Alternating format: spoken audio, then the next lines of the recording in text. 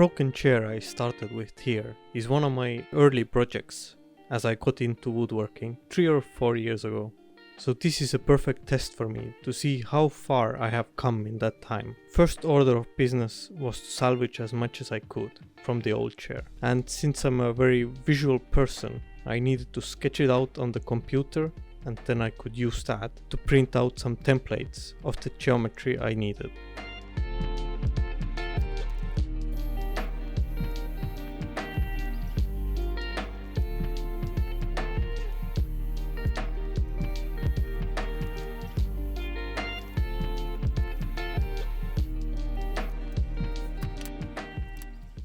Getting accurate miters is pretty important on a complex geometry like this.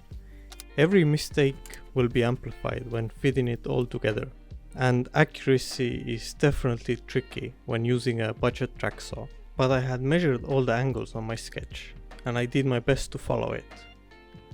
For example, the backrest is set at 75° lean, so to cut the miter joint, I have to divide it by half and cut the pieces exactly at 37.5 degrees.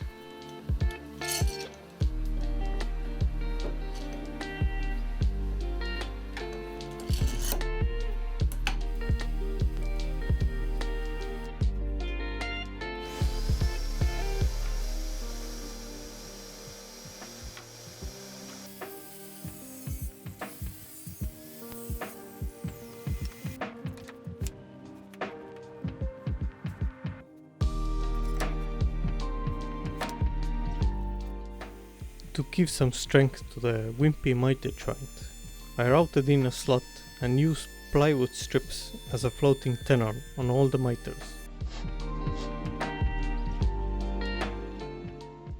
That is also where I made the first big mistake. Rushing the glue up and not really thinking ahead left me with some inconsistent angles. And in a chair all about angles, that's a bad thing.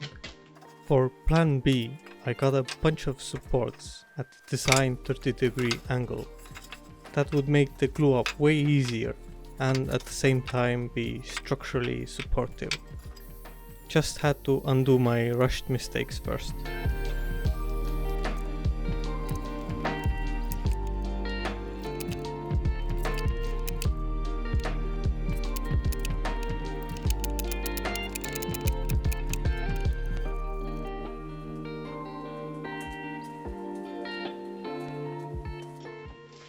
The backrest should be able to handle most of my body weight, since it will also feel most of the force applied to it when leaning back.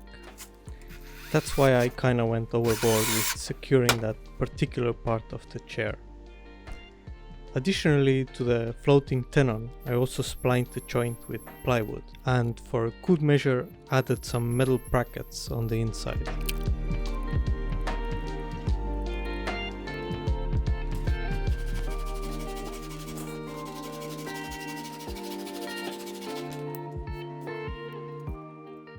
The sides of the old chair I salvaged came real handy at this point. They were at the perfect angle, so I could cut them from one piece for the extra structural support I was adding to the backrest.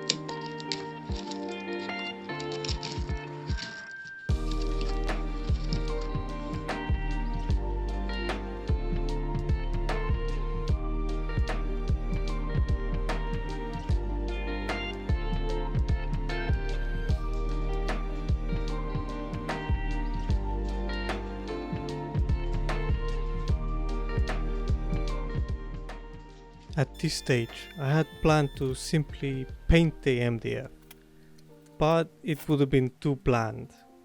And I'm glad I had a sheet of birch plywood just laying around for another project, cause at the time of filming all building stores were locked down due to a certain virus, not to mention the prices. Ripping the plywood down was definitely a bit more stressful than normal, since I'm trying to have continuous grain pattern through the whole back of the chair. I have to mark the layout at once and cut every piece with minimal waste. Messing it up would mean wasting half the sheet that feels as valuable as gold.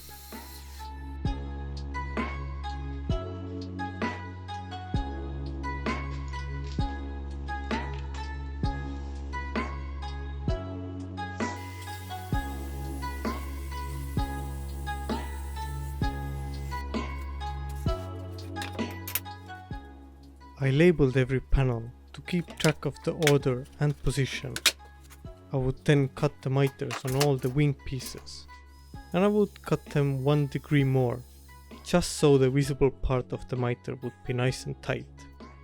But the one thing I did not take into account was the blade width, and I ended up with the middle panel being too narrow, leaving me a gap. I then tried fixing it by gluing spaces at the back of the panel. While it did fill the gap, it also complicated the glue up and drew out some of the geometry.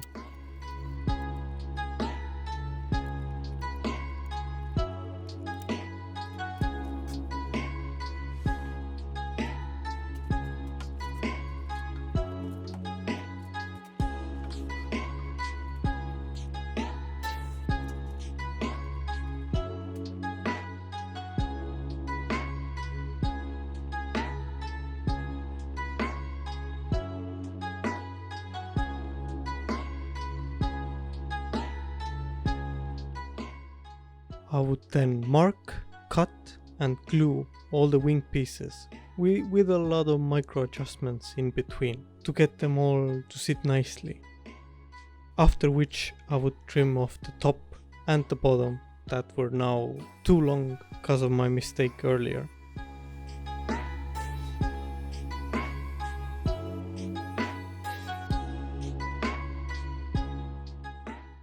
Now to finish the edge that's left, I had milled these strips from Birch and I painstakingly measured and trimmed around the chair, which honestly took a lot of time, because at this point the plan was to finish the trim same as the plywood.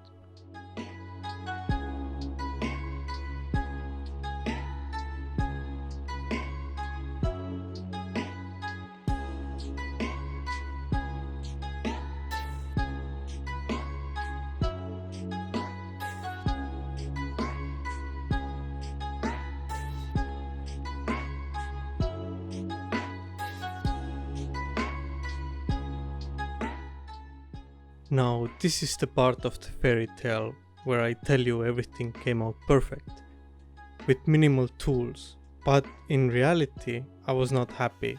Some of the compound miters were not lining up well, and there were noticeable gaps between the joints that I could not fix without filler, so I decided to bite the bullet and paint it in the same color the legs were going to be painted in. I will cover the making of the legs and painting details in the part 2. But before I can start on that, I have to apply the finish, sanding it smooth at 240 grit, masking off anything that will be painted later, and then I could put on the 2 coats of Osmo Poly-X. I really like this stuff. Bit pricey but easy to apply and it looks great. And I know everyone has their own methods, so don't take mine as gospel. But what has worked for me the best is to use a soft scotch pad to rub it in well, and then another dry pad to wipe off any excess, cause you will want it to go on in very thin coats and to not have any pooling in the finish. Once it had cured, I would use packing tape and paper to mask it for paint. I prefer packing tape over painter's tape in this case, because I need a clean line and I know the paint won't bleed under the tape. Also, any bubbles are very easy to spot when masking.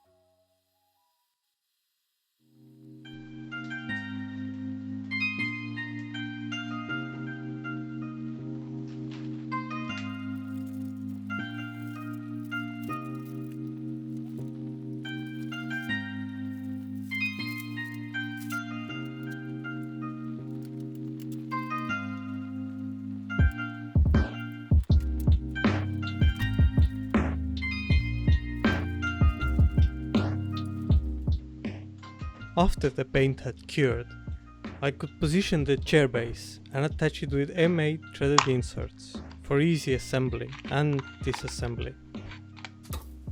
To be honest, I just eyeballed where the center of gravity would be and hope for the best. Too far ahead and the chair will tilt too easy with the possibility of tipping over. Too far back and the chair won't tilt at all. Now something that worked really well for me to screw in the threaded inserts is to use a hex bolt with two nuts that lock each other into place. Much more control over it going straight than a screwdriver that these inserts were designed to be used with. I also use some epoxy to lock it in for good measure, but that's probably an overkill.